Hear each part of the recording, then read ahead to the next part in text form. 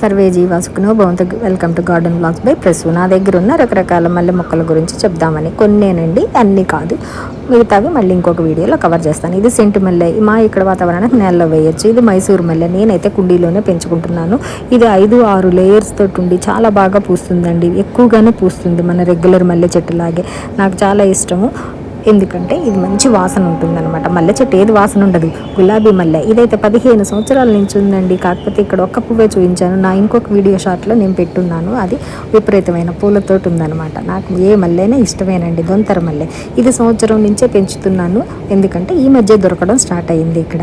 ఈ దొంతర మల్లె పూలు పూసినప్పుడు ఎలా పూస్తుంది అనేది చూడాలి. ఇప్పుడు వస్తున్న మొక్క జానెడు మొక్క 3000 పెట్టి 4 ఏళ్ల క్రిందట కొన్నానండి. ఇప్పుడైతే కొంచెం పెరిగింది. మళ్ళీ చేటని ఏషియన్ వాళ్ళది.